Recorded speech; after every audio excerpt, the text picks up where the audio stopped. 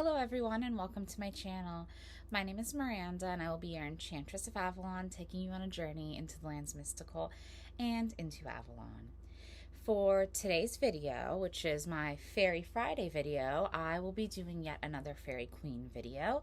Today's subject is going to be the Irish Fairy Queen Maeve.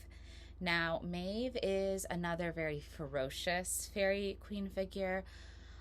She has a lot of similarity in temperament to the Morrigan in that she's very much an assertive, dominating figure and a very sexual figure as well. She's incredibly sexual and sexually voracious, so she's a badass figure, and she does figure into one of the most iconic and important tales in all of history.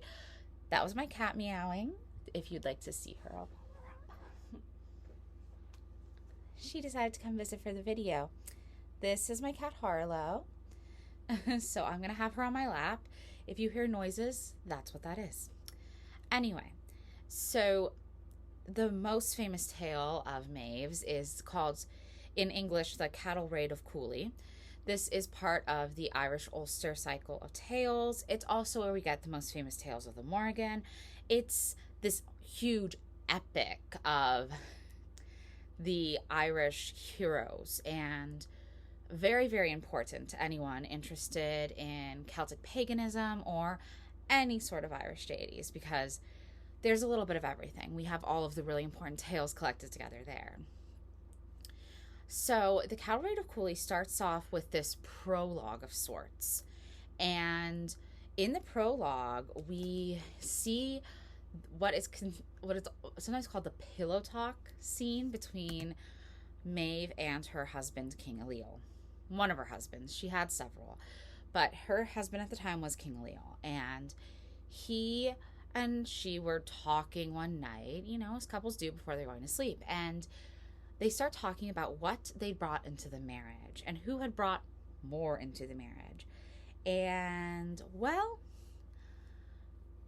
they're pretty evenly matched. Which, okay, that's great. But then Ailill mentions this magical bowl that he has. Maeve has nothing that compares to it. She is pissed because she doesn't want to be seen as less than her husband.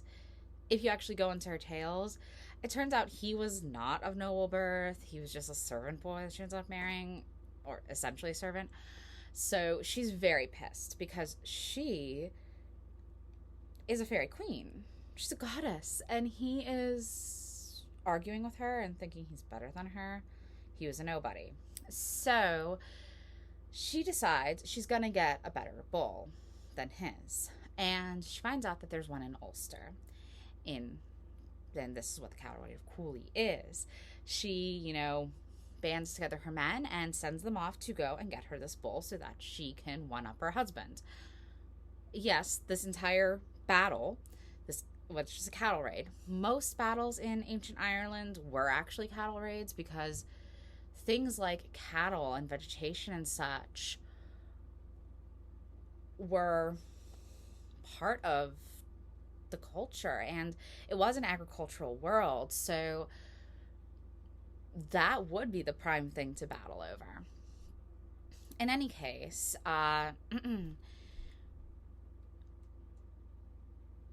this whole dramatic tale is really just a husband and wife arguing.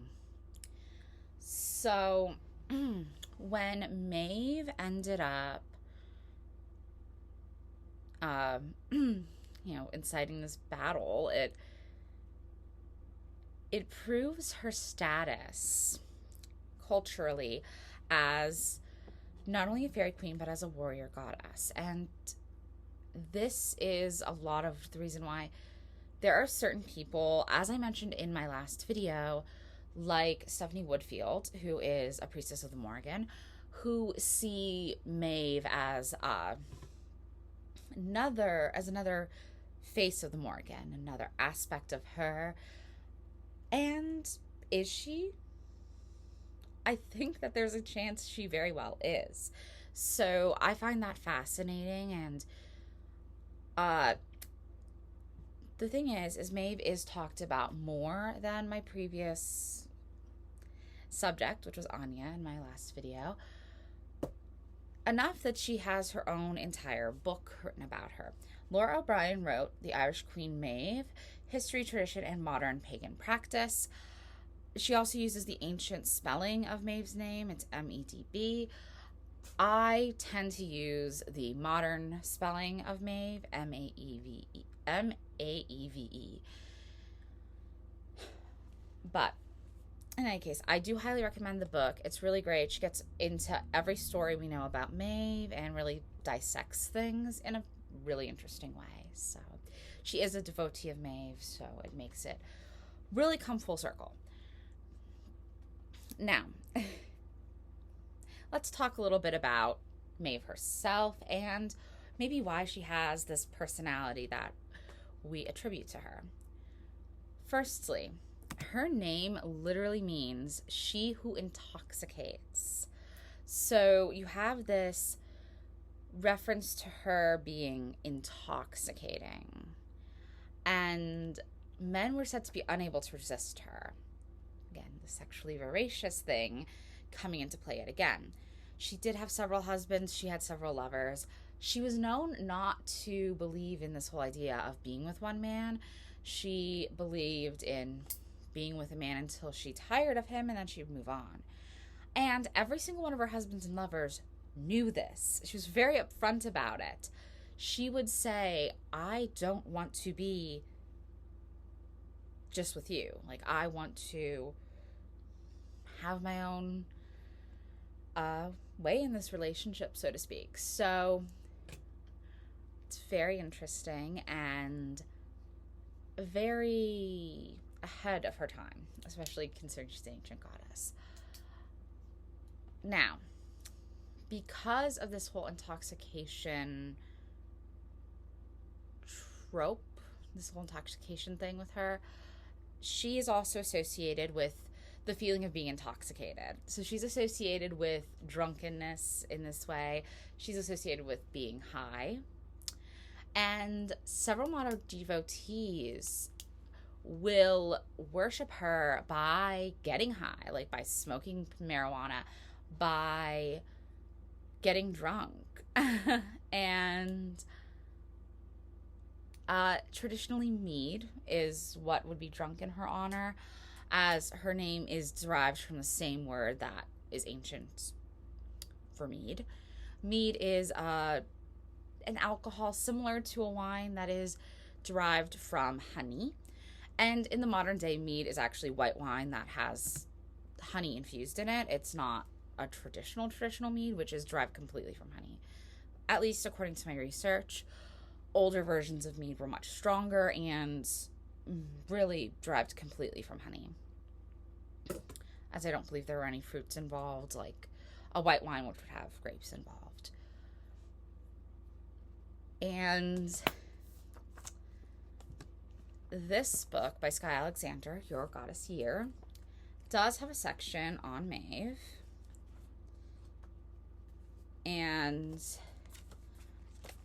it talks a little bit about, like, times to celebrate her.